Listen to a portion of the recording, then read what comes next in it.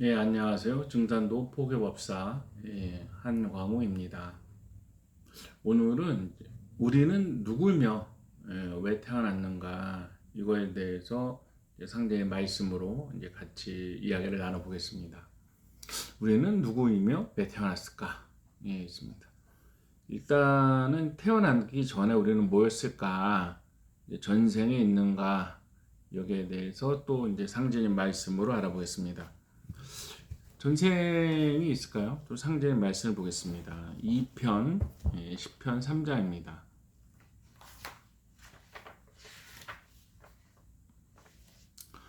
2편, 10편, 2편 10장입니다. 2편 10장.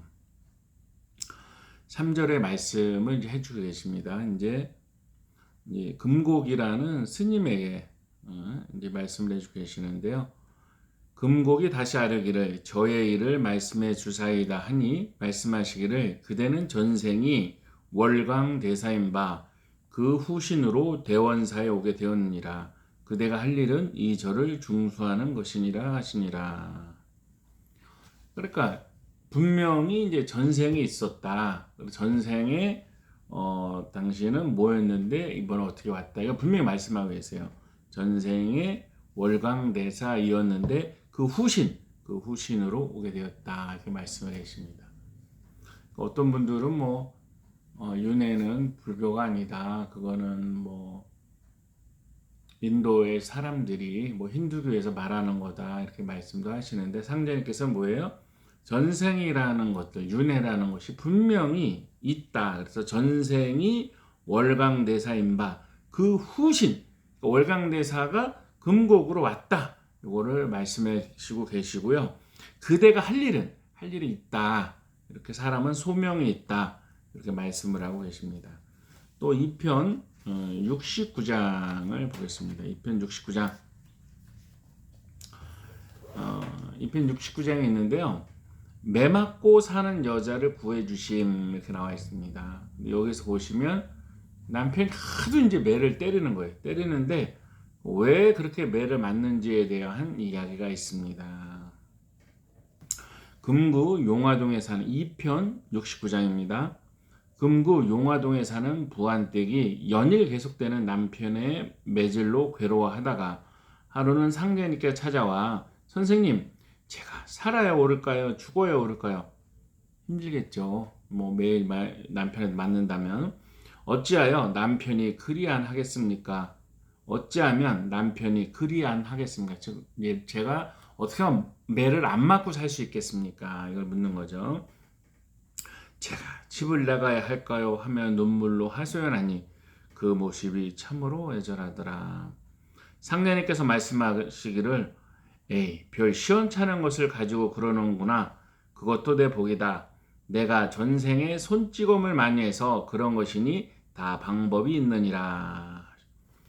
그 사람이 매를 많이 맞는데 그 이유가 뭐냐면 내가 그 부한댁이라는 사람이 전생에 손찌검을 많이 해서 즉 사람을 많이 때려서 이번 생에 엄청나게 맞고 있는 것이죠. 그러니까 상례님께서는 사람을 딱 보면 그 사람의 이제 전생까지도 이렇게 보시고 말씀을 하고 계시는 겁니다.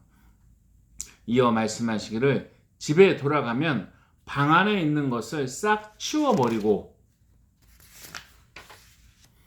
왕골짜리 하나만 도루루 말아서 세워놓아라. 내 남편이 부하가 나서 그놈으로 너를 두서너 번 때리면 막음이 될 것이다.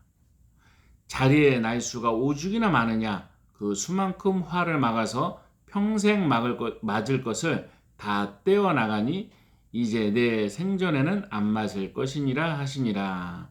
부한댁이 이 말씀을 굳게 믿고 돌아가 방안을 비우고 자리 하나만 말아둔 채 남편을 기다리거늘 저녁이 되어 돌아온 남편이 살림을 다 어디다 뒀느냐 하며 세워져 있는 자리로 두세 번을 때리고 밖으로 나가더니 과연 그날 이후로 다시는 손을 대지 아니하더라. 상대님께서 짠 하고 맞지 않게 해주신다 이게 아니라 원래 맞을 개수가 있는 거예요. 맞을 그 사람이 개수가 있는 건데 즉 때린 개수가 있으니까 여기 나와 있잖아요.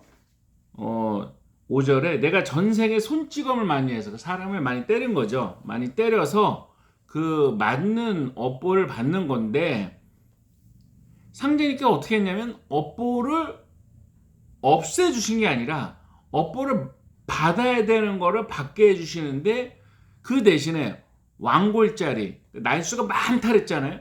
그걸로 몇 대 맞으니까 뭐예요? 마금이 되었다. 그러니까 크게 화를 당할 걸 작은 화로 막아주셨다, 이런 것이요. 그러면서 중요한 거는 맞을 업을 작게는 맞더라도 맞아야 된다 하는 것입니다. 저는 이 절이 참 놀라워요.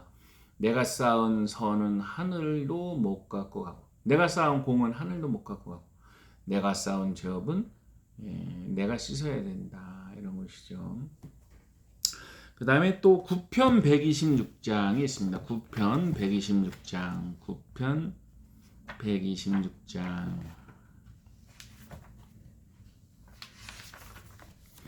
9편 126장, 전생의 보복을 받은 것.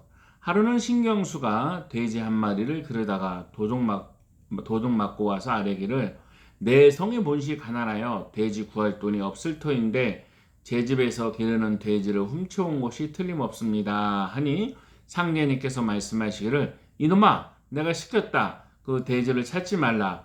내가 전생에 남의 눈을 속여서 손해를 끼쳤으므로 이제 금생에 그 보복을 받은 것이니 분해하지도 말고 아까워하지도 말라 하시니라. 상제님께서 여기도 전생을 말씀하시고, 전생에 남의 눈을 속여서, 쭉 사람을 속여서 사기를 쳐서 손해를 끼쳤으므로 이제 금생에 그 보복을 받은 것이다. 즉 전생에 좋은 일하고 나쁜 거에 대한 보복이 반드시 있다, 이런 말씀을 해주고 계십니다. 11편 231장, 11편 231장 5절 되겠습니다. 5절 태문님 말씀입니다. 이는 전생과 현생에서 지은 성모님의 죄업을 벗기고 척신을 물리치시어 앞길을 닦아주심이더라. 이거 뭐예요? 전생에 죄업이 있다, 이거죠. 죄업. 그것을 벗기고 척신을 물리치셔야지만 앞길이 열린다, 이런 구절입니다. 그러면 이렇게 전생에 있는 거랑 우리가 뭐 태어나서 지금 이렇게 사는 거랑 무슨 인연이 있는가? 그것을 또 이제 상제의 말씀을 풀어줘야죠. 2편 78장입니다. 2편 78장. 3생의 인연이 있어야. 자, 2편 78장 6, 7, 8절입니다. 하루는 한 성도가 여쭈기를, 석가불이 그의 제자들에게 가르치기를, 널리 공덕을 쌓아서 앞으로 오는 용화 세계에서 살아가라 하였다온데, 그때의 사람들이 다가오는 성경의 낙원 세계에 참여할 수가 있겠습니까 하니, 말씀하시기를, 3생의 인연이 있어야 나를 따르리라 하시니라. 그러니까 앞으로 미륵불이의 세계가 오는데, 석가모니 부처님께서 그의 제자들에게 공덕을 쌓아서 용화세계, 즉 미륵의 세계에서 살아라, 이렇게 말씀을 하셨는데, 한 성도가 여쭌 겁니다. 앞으로 다가오는 후천 성경 낙원 세계에 그 사람들이 참여할 수가 있겠습니까 하니까, 3생의 인연이 있어야 나를 따르리라. 3생, 전생, 이생, 후생. 전생에 상제님과 인연이 있어야 나를 따르리라, 이렇게 말씀을 하고 계시는 거예요. 아까 전생이 있다는 거는 이제 분명히 아시겠습니다. 그럼 우리가 전생에 유교에서 도를 닦건, 석가부처님 계열의 불교에서 도를 닦건, 기독교에서 도를 닦건, 도교에서 도를 닦건, 각자의 근기에 따라서 윤회를 하면서 도를 닦으면서, 미륵부처님을 만나야지, 옥황상제님을 만나야지, 내가 도를 이루어야지, 성령을 받아야지, 극락에 가야지. 그렇게 쭉 한 게 뭐예요? 나름대로의 근기가 되어서 상제님과 인연이 있어서 이 세상에 와서 상제님을 만나게 된 것입니다. 이렇게 사람들이 이렇게 보시면요, 뭐 어떤 분은 뭐 이름은 밝히지는 않겠습니다. 다 보시는데 그분이 전생에 큰 바위 밑에서 한복을 입고 그렇게 비시더라고요. 그래 비시는데 저런 구도의 과정이 있었으니까 입도를 하게 됐구나 알게 됐고요. 또 여기 어떤 분은 그 어머님 아버님이 그렇게 상제님을 잘 믿고 금산사에 가기도 이렇게 도를 닦으신 거예요. 그러다가 이제 어머님이 상제님 믿으라고 그렇게 해도 이제 안 믿다가 나중에 나이가 드셔서 참 이게 진리구나 해서 이렇게 이제 조상님 어머님의 인도죠. 어머님 아버님의 인도로 이렇게 도를 만나신 분도 계십니다. 또 여기 보시면 이제 뭐 각 집안에 또 제가 이제 이렇게 포기했던 분이 이런 말씀하신 적이 있어요. 어릴 적에 그 여자 그림을 이렇게 그리고 또 거기 그림 앞에서 우리 친척이 태울줄을 읽는 것을 본 적이 있다 이렇게 말씀하신 적이 있거든요. 그러니까 이렇게 집안이나 뭐 조상님들, 부모, 형제 이런 분들이 보청교나 동학을 하신 분들이 가족들이 또 이렇게 증산상제님의 도를 만나는 경우가 많습니다. 그리고 우리가 기억을 못해서 그렇죠. 이제 보청교나 동학을 했던 신도들 후신으로 상제님 도를 완성하기 위해서 이렇게 이 세상에 상제님 일꾼으로 태어난 경우가 많이 있습니다. 상제님께서는 시편 106장을 보겠습니다. 시편 106장. 시편 106장입니다. 상제님 도는 어떤 도인가? 시편 106장입니다. 시편 106장 4절입니다. 기니까 4절을 같이 읽어보겠습니다. 4절 끝에 부분만 읽어보겠습니다. 천문음양정사 천지의 허무한 기운을 받아 선도가 포태하고 천지의 정멸한 기운을 받아 불도가 양생하고 천지에 이조하는 기운을 받아 유도가 욕대하나니 이제 인류사가 맞이한 성숙의 관항도수는 도솔천의 천주가 허무, 정멸, 이조를 모두 통솔하느니라. 뭐 시간 관계상 문구에 대한 해석은 뭐 나중에 해드리고요. 도솔천의 천주가 미륵부처님이시고 상제님이시죠. 상제님께서 도전을 보시면 시편 106장 4절 맨 끝입니다. 한문이라 써 있어요. 허무, 선, 정멸, 불, 이조, 유. 그러니까 유불선을 모두 통솔하신다. 그 다음에 성숙의 관항도수다. 증산이라는 호의 증이 시루증입니다. 시루증이 쪄서 익힌다 이런 것이죠. 성숙. 그러니까 이제 유교, 불교, 기독교 이런 유불선, 선도 뭐 이런 것들이 다 선천 5만 년 동안에 나름대로 자라났는데 이 가을의 운수를 맞이하여서 성숙하는 관항도수는 게 성숙의 도죠. 그러니까 미륵부처님 도솔천의 천주께서 직접 오셔서 다 성숙시키신다 이런 말씀이 됩니다. 그러니까 불교에 매달려 있었던, 도교에 매달려 있었던, 기독교에 매달려 있었던, 유교에 매달려 있었던 수많은 윤회 과정 속에서 참 궁극의 도를 만나야지, 미륵 부처님을 만나야지, 참 하나님을 만나야지, 천주님을 만나야지 하다가 그 원으로서 큰 바람이 되어서 이제 이렇게 미륵 부처님이신 상제님이 인간으로 오시는 이 개벽 시대에 다 우리도 인간으로 와서 이 도를 만나게 된 것입니다. 우리는 누구인가? 도를 닦던 사람들이고요. 왜 태어났는가? 우리들도 이제 완성을 하기 위해서 온 것입니다. 각자의 길에서 왔던 것을 이제 완성을 하기 위해서 온 것이죠. 완성을 하기 위해서 왔는데, 그러면 그 완성의 과정이 무엇인가? 2편 25장입니다. 2편 25장입니다.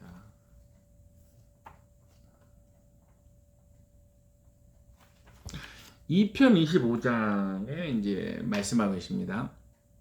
나는 해마를 위주로 하나니 풀해자 막의 맞자입니다. 이는 먼저 어지럽게 하고 뒤에 바로잡는 천지의 이치 때문이니라. 또 상극이 있고 상생이 있는데 상극이 먼저 있고 상생이 후천에 뒤에 오는 것이죠.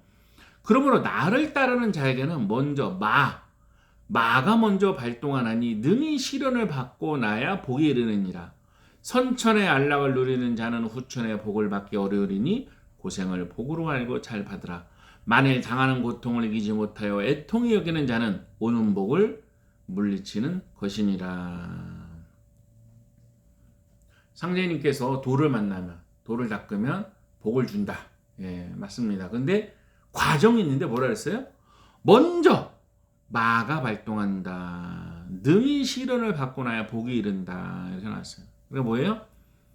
먼저 복마, 척신복마가 발동을 한다. 이런 것입니다. 3편 188장입니다. 3편 188장.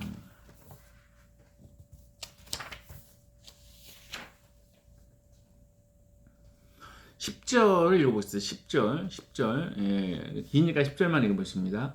상제님께서 말씀하시기를 세상의 모든 참사가 척신이 행하는 바이니라. 삼가 척을 짓지 말라. 만일 척을 지은 것이 있으면 낱낱이 풀고 화해를 구하라 하시니라. 세상의 모든 참사, 무슨 교통사고, 무슨 사고, 어떤 거, 병들고 아픈 거, 많은 시련, 고통, 그런 참사가 뭐예요? 척신이 행하는 바이다. 이런 것이요. 그러니까 다 뭐예요? 척신과 복마가 행하는 것이라 이거죠. 척신과 복마가 행하는 것인데 여기에서 우리가 꼭 알아야 되는 게 있어요. 그러면 척신복마는 남이 만든 거냐 이거죠. 그렇지 않다 이거죠. 먼저 우리가 분명히 알아야 되는 건요. 이 우리에게 오는 척신복마는 다 내가 만든 것이고 아까 전생이라 그랬잖아요. 전생에 보복을 당한다. 이런 말씀도 있잖아요. 그러니까 조상님과 내가 다 만든 것들을 이번에 받는 것입니다. 이건 마치 무슨 이치냐 하면은 어떤 사람이 가난하게 사다가 뭐 로또가 됐어요. 가난하게 살다가 로또가 됐어요. 또는 뭐 큰 돈이 생겼어요. 그건 뭐예요? 빚쟁이들이 오는 거랑 똑같은 겁니다. 그럼 오는 빚쟁이들이 잘못된 건가요? 그 사람들은 나름대로 당연한 권리 행사를 하는 것이죠. 무슨 말이냐? 척신복마는 빚을 받으러 오는 것입니다. 그건 당연히 우리가 아까 상제의 말씀 있잖아요. 뭐예요? 시련을 받고 나야 복이 이른다. 이랬습니다. 뭐예요? 애통히 여기지 마라. 이렇게 하는 거죠. 이겨내야 된다. 근데 상제님께서 이겨내는 방법도 다 주셨죠. 그게 뭐냐? 주문을 주셨잖아요. 태열주, 운장주 이런 주문을 주셨습니다. 또 이렇게 말씀을 하고 있습니다. 이겨내는 비법 3편 249장입니다. 3편 249장입니다.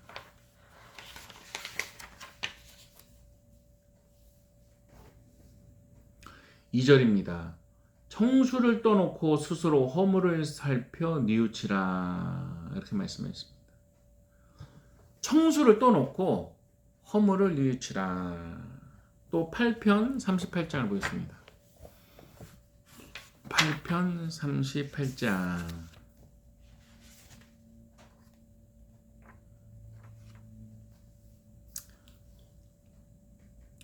너희는 4절부터입니다. 너희는 모든 죄를 나에게 충심으로 구하라. 내가 일일이 사하여 주리라. 개관은 무관이라. 즉 잘못을 고치면 과오가 없다. 너희가 어느 때 어디서든지 내게 지성으로 신고하면 내가 받으리라. 다급할 때 나를 3번 부르라.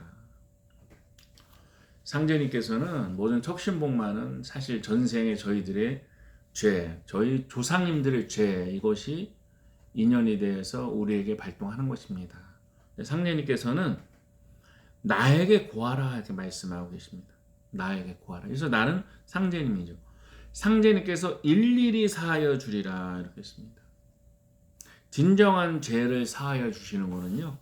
그런 권능이 계신 분은 참 하나님, 증산상제님, 미륵부처님이신데 그분께서 약속을 하셨습니다. 너희는 모든 죄를 나에게 충심으로 구하라. 우리가 살면서 왜 허물이 없고 죄가 없고 하겠습니까? 그리고 조상님 중에서 왜 허물과 죄가 없겠습니까? 그러니까 당하는 시련 고통을 억울해하는 것이 아니라 죄를 충심으로 구하라 이렇게 말씀해 주고 계신 것이죠. 상제님께서 약속했습니다.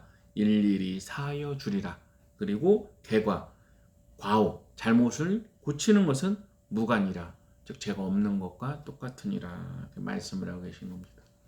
참여하는 방법 중에 제가 미안합니다, 용서해 주세요, 감사합니다, 사랑합니다, 이것도 제가 예전에 말씀을 드렸고요.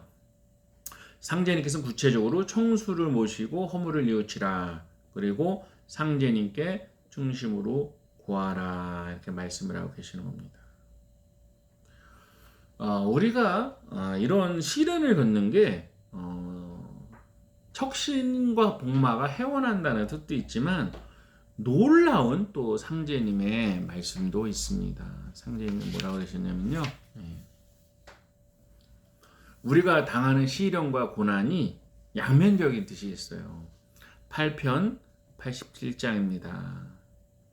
하늘이 장차 이 사람에게 큰 임무를 내리려 할 때는 반드시 먼저 그 심지를 지치게 하고, 그러니까 마음을 지치게 하고, 뼈마디가 꺾어지는 고난을 당하게 하며, 즉 어려운 일들을 많이 겪게 하며, 그 몸을 굶주리게 하고, 그 생활은 빈궁에 빠뜨려 하는 일마다 어지럽게 하느니라. 그러니까 아유, 왜 이렇게 나는 되는 일이 없이 뭐 없나, 이렇게 그렇게 만든다는 것이죠. 이 과정에서 이제 척신도 발동하고 복마도 발동해서 그 사람들 빚도 다 받아가는 거죠. 근데 이 과정에서 놀라운 축복의 말씀이 있습니다. 그 다음 구절입니다. 8편 87장. 이는 그의 마음을 두들겨서 참을성을 길러주어 지금까지 할 수 없었던 일도 할 수 있게 하기 위함이니라. 성숙시키기 위한 과정이다, 이런 것이. 상제님께서는 척신 복마도 발동하게 해서 해원을 시켜서 앞길을 열어주고, 우리의 앞길도 열어주고, 그 과정에서 우리가 고난을 통해서 우리가 성숙하게 한다, 이런 상제님의 뜻이 있는 것입니다. 상제님 미리부처님인데요, 이렇게 불교의 가르침에 보왕 삼매론이 있습니다. 한번 읽어드릴게요. 몸에 병 없기를 바라지 말라. 몸에 병이 없으면 탐욕이 생긴다. 세상살이에 어려운 일이 없기를 바라지 말라. 세상살이에 어려움이 없으면 교만하고 사치스러운 마음이 반드시 일어난다. 그래서 근심과 어려움을 해탈의 길로 삼으라 하였느니라. 우리는 어려움이 없기를 바랍니다. 모든 것이 뜻대로 되기를 바랍니다. 쉽게 되기를 바랍니다. 그렇지만 부처님 가르침에 이렇게 말하고 있습니다. 세상에 어려움이 없고 다 쉽게 되면 교만해진다, 사치스러운 마음이 생긴다, 이렇게 말씀을 하고 계십니다. 공부하는데 마음에 장애가 없기를 바라지 말라. 마음에 장애가 없으면 배움에 거쳐야 할 과정을 무시하고 넘어가게 된다. 그러니까 공부가 쉽게 되면 이렇게 참 그것이 꼭 좋은 건 아니다, 이런 것이죠. 공부에 장애가 있어야 그 장애를 통해서 마음이 더 굳건해지는 것입니다. 수행에 마가 없기를 바라지 말라. 수행에 마가 없으면 서원이 견고하지 못하다. 그러니까 수행을 하는데 여러 가지 시련이 있고 방해가 있고, 내가 지금 맞나, 도장을 왜 안 나, 뭐 이렇게 많은 마가 있는데 그 마가 없으면 정말 마음이 굳건해지고 일심이 되지 않는다, 이런 것이죠. 일을 도모함에 쉽게 되기를 바라지 말라. 일이 쉽게 이루어지면 뜻이 가볍고 오만해진다. 그러니까 일이 쉽게 되면 뭐예요? 오만해진다. 사람을 사귐에 있어 내가 이롭기를 바라지 마라. 나만 이익을 얻고자 하면 도의를 무너뜨리고 잃게 된다. 그래서 나를 손해되게 하는 법과 사귀는 것으로도 재산으로 삼으라 하였느니라. 그러니까 내가 이롭기를 바라지 말라 그랬어요. 이롭기를 바라지 말라. 며칠 전에도 어떤 분이 그러더라고요. 아픈데 회사에서 좀 며칠 쉰다고 하니까 서운한 말을 했어요. 당연히 서운하죠. 예, 서운한데요. 제가 이렇게 말씀을 드렸습니다. 그 사람들이 남인데 당연히 서운한 말을 할 수 있는 거다. 이렇게 얘기를 드렸죠. 내가 따뜻한 말 듣기를 바라면 그게 이로움을 바라는 거잖아요. 당연히 서운한 마음이 생기죠. 예. 남이 내 뜻대로 순종해 주기를 바라지 말라. 남이 나의 뜻에 무조건 순종하면 스스로 우쭐거리는 마음이 생긴다.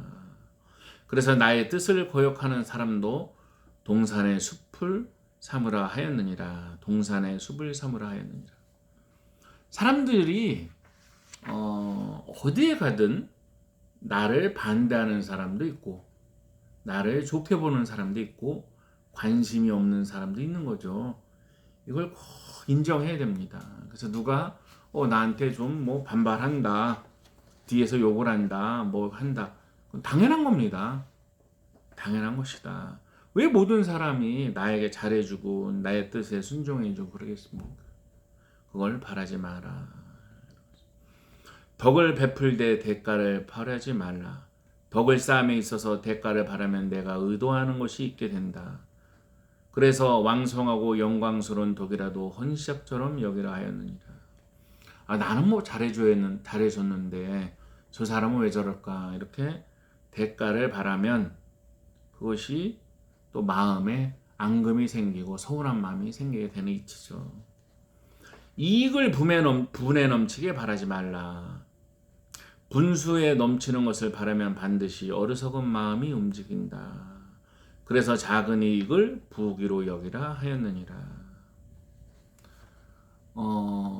큰 돈, 이익을 분에 넘치게, 그러니까 정당한 이득이 아니라 굉장히 많은 이득이죠. 그런 것을 바라면 어리석은 마음이 생긴다. 이런 것이죠. 저한테 어떤 분이 물었습니다. 선생님, 누가 뭐 어떤 땅 사면 좋대요, 어떤 주식 사면 좋대요. 예. 그게 그렇게 좋으면 그분이 샀겠죠. 예, 우리한테 왜 말을 해주겠습니까? 제가 이렇게 말해준 적이 있습니다. 억울한 일을 당했을 때 해명하라고 하지 말라. 해명하라고 하면 아상과 인상을 없애지 못한다. 그래서 억울함을 받아들이는 것을 수행의 문으로 삼으라 하였느니라. 제가 좋아하는 그 보왕산매론이라는 10개의 구절입니다. 10개의 구절인데요. 이게 전부 다 뭐예요?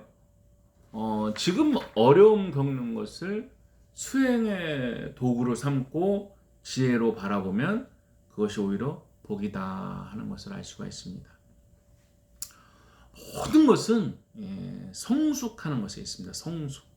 성숙이라는 건 어떻게 되냐면 포용, 이해, 지혜 이런 것들이 생깁니다.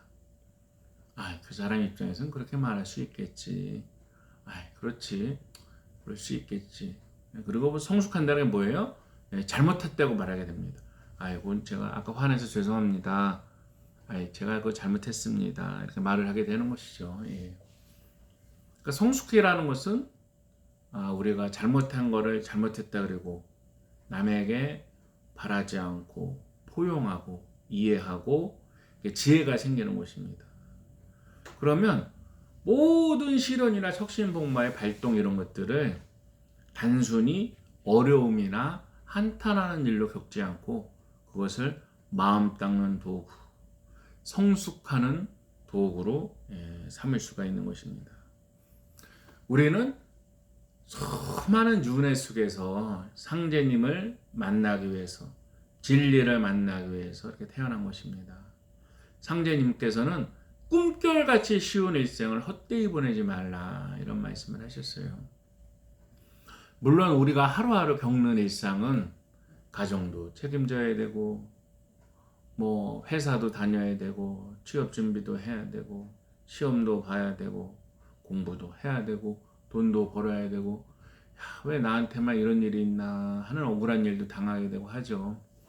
그것을 마음을 닦는 도구로 생각하면 우리가 성숙이 되었을 때 더 큰 지혜가 생기고 이제까지 우리가 할 수 없었던 일도 해내는 유괴물 완수하고 상제님 대업을 이루는 상제님의 일꾼, 도통군자 될 수가 있는 것입니다. 우리는 왜 태어났는가? 성숙하기 위해서 태어났습니다. 우리가 성숙할 때 모든 것이 해결되는 것이죠. 공부는 두 가지 방법이 있습니다. 하나는 상제님의 진리를 도전을 또는 상제님의 진리책을 반복해서 읽는 것이죠. 이치적으로 알게 되는 거고요. 그 다음에는 기도 수행을 통해서 척신복마를 물리치고 마음을 넓히고 어두움을 밝게 하는 것. 이 두 가지를 같이 하셔야 되는 것입니다. 뭐 몇 주 전에 어떤 분이 물었습니다. 수행이 뭐예요? 이렇게 묻길래 제가 이렇게 말했습니다. 하기 싫은 거 하는 게 수행입니다. 이렇게 했죠. 하기 싫은 거 하는 거. 예를 들어서 뭐 인나기 싫은데 인나는 거, 청수 모시기 싫은데 모시는 거, 도장 나가기 싫은데 나가는 거. 이게 수행이죠. 하고 싶은 대로 하는 것은 뭐예요? 수행이 아닙니다. 내가 하기 싫어도 이게 진리적으로 옳으면 하는 거. 그것이 수행인 것입니다. 수행이라는 것이 태울 줄이 있는 것이 바탕이지만 내 마음을 밝히고 지혜를 길러서 어리석은 일을 하지 않고 욕심을 내지 않고 또 아까 여기 보왕산매론에서 말씀하신 대로 참 너무 분수에 넘치는 이득을 바라지 않고 사람에게 이득을 기대하지 않고 이득이라는 게 뭐예요? 나한테 잘해주고 이런 거죠. 그런 걸 기대하지 않고 이런 것들이 다 뭐예요? 이게 다 지혜다 이런 것입니다. 그리고 우리는 잘하면서 업이 있는데 카르마죠. 이게 부모님이나 조상님에게 온 업들이 있을 수 있습니다. 이것은 쉽게 말하면 어릴 적 상처일 수가 있어요. 예를 들어서 엄마가 아버지 욕을 많이 했다. 자녀에게. 자녀들은 그 아버지에 대해서 이제 서운해하거나 아버지만 보면 화가 나거나 아버지가 무슨 말을 하면 분노하거나 이게 이제 업이 되는 것입니다. 또는 아버지가 어머니에 대해서 불평을 많이 했다. 그럼 자녀들은 엄마나 여자들에 대해서 이렇게 부정적인 생각을 갖거나 또는 불평하는 마음이 생기거나 이런 게 있을 수 있어요. 그러니까 이런 거는 정말 우리가 바르게 인식을 해서요. 나는 어릴 적에 혹시 뭐 아버지 어머니에게 상처받은 것이 지금 나이가 들어서도 무의식 중에 있지 않나 이런 것들을 인식을 하셔서 이게 미안합니다, 감사합니다, 감사합니다. 그리고 이제 20살이 넘었으니까 그래도 감사합니다. 어려운 과정에서 길러주셔서 감사합니다. 이렇게 자꾸 긍정적으로 생각을 해서 이해를 하면 모든 것이 내 탓이요. 이렇게 자꾸 참여를 하면 그 업이 녹습니다. 그러면 무슨 일이 일어나느냐? 현실의 부부관계가 좋아지고요. 그 다음에 자녀들이 잘 됩니다. 자녀에게는 그 업이 내려가지 않는 것이죠. 우리는 기회도 있고 그 다음에 유험 요소도 있습니다. 기회는 진리를 만나고 증산상제님의 대도를 만난 것이고요. 유험 요소는 척신복마의 발동과 현실에 우리들이 지혜가 없거나 성숙하지 않으면 시련과 유혹에 쓰러질 수가 있습니다. 제일 안타까운 거는 도를 만났는데 이것이 얼마나 소중한지를 모르고 시간이 흐르고 도전도 읽지 않고 청수 모시고 수행도 하지 않아서 도장에서 멀어져서 참 세상에서 크게 성공하는 것도 아니고 세상 속에서 참 어려움을 겪는 것을 볼 때 참 안타까운 마음들이 있습니다. 세상에는 공짜가 없습니다. 아까 매맞는 여인도 자기가 손찌감한 것들에 대한 보복을 다 당해야 되는 거예요. 그런데 상제님 도를 만나면 큰 화를 작은 화로 받게 해줄 수 있는 축복을 있을 수 있습니다. 마음을 일심을 가지시고 우리가 윤회 속에서 만난 이 대도를 굳게 믿고 도전을 읽고 수행을 많이 하여서 꼭 성숙해지시고 지혜를 얻게 되기를 축복드리겠습니다. 오늘 여기까지 하겠습니다.